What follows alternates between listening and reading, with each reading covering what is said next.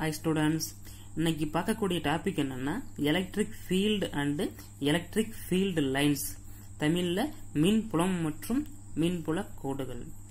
What is mean by electric field? போன வீடியோவில் coulombs லா, அதாவது செப்பரேட்டட் பிட்வீன் டூ சார்ஜ் இருக்கு, அதுக்கிடையே எவ்வளவு ஃபோர்ஸ் இருக்குன்னு கூலம்ஸ் லா யூஸ் பண்ணி கால்குலேஷன் பண்ணாங்க. இங்க பிளஸ் இருக்குது, இங்க மைனஸ் அட்ராக்ட் ஆகும். இங்க பிளஸ், இங்க பிளஸ் சார்ஜ் இருந்தா ரிப்பிள் ஆகும். இங்க டிஸ்டன்ஸ் கொஞ்சம் தள்ளி வச்சுட்டோம். இது எப்படி உணருது? டிஸ்டன்ஸ் கொஞ்சம் தள்ளி இருக்குது, இந்த சார்ஜ் இங்க ஒரு சார்ஜ் இருக்குது, எப்படி இது உணருது? எப்படி அட்ராக்ட் ஆகுது, இல்ல எப்படி ரிப்பிள் ஆகுது?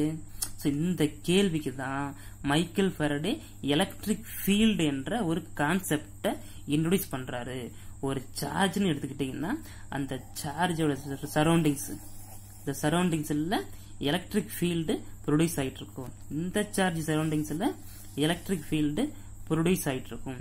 அப்ப சேம் சார்ஜ் இருந்தா ரிப்பிள் ஆகும், அன்லைக் சார்ஜ் இருந்தா அட்ராக்ட் ஆகும். சரியா? இதே மாதிரி எக்ஸாம்பிள் மேக்னெட், சம் டிஸ்டன்ஸ்ல அதோட மேக்னெட்டிக் மெட்டீரியல் வச்சிடறோம். என்ன ஆகும்? வந்து ஒட்டிக்கும். ஏன்? மேக்னெட் சுத்தியும் மேக்னெட்டிக் ஃபீல்டு ப்ரொடியூஸ் ஆயிட்டு இருக்கும். சரியா? நாம 6th லெசன்ல கிராவிடேஷன்லயே பார்த்திருப்போம். 2 மாஸ் இருக்குது, எர்த் அண்ட் சன் இருக்குது. அந்த மாஸ் சுத்தியும் என்ன ப்ரொடியூஸ் ஆயிட்டு இருக்குது? ஃபீல்டு ப்ரொடியூஸ் ஆயிட்டு இருக்குது. சரியா? சோ இங்க charge, point charge Q consider பண்ணிக்கிறோம். சம் டிஸ்டன்ஸ்ல Q0, இது டெஸ்ட் சார்ஜ் இங்க வச்சுக்கிறோம். அதாவது Q இங்க தான் இருக்குன்னு Q0க்கு தெரியாது. எப்படி கண்டுபிடிக்குது? இந்த சார்ஜ் சுத்தியும் சரௌண்டிங்ஸ் ஃபுல்லா எலக்ட்ரிக் ஃபீல்டு ப்ரொடியூஸ் ஆயிட்டு இருக்குது.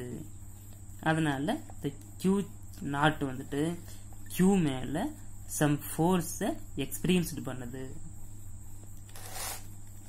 தெளிவா பார்க்கலாம்.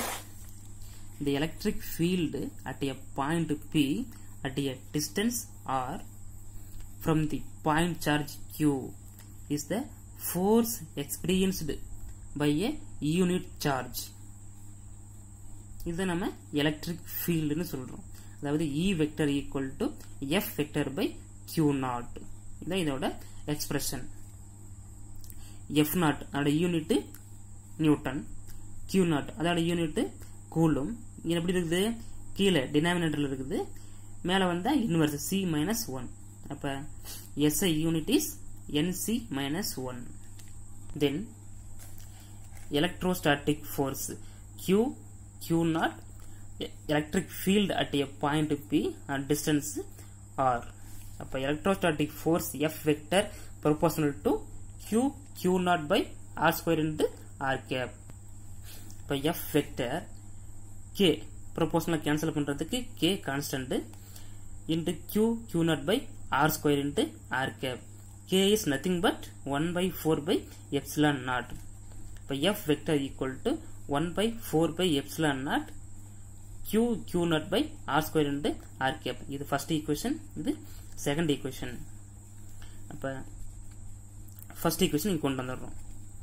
Q0 இந்த சைடு வந்துருது. அப்ப electric field equal to F vector by Q0 equal to மீதி என்ன இருக்கும்? K Q by R square into R cap.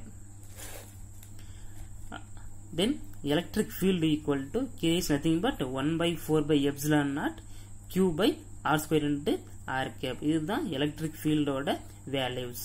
இப்போ electric field is vector quantity, not scalar quantity, only vector quantity. அதோட SI unit NC-1, அதாவது coulomb per Newton per coulomb. Okay, so தெளிவா பாருங்க, copy பண்ணிக்குவாங்க. Next வீடியோவில் electric ஃபீல்டோட important aspects பத்தி நாம தெளிவா பார்க்கலாம். சரியா? Okay, thank you.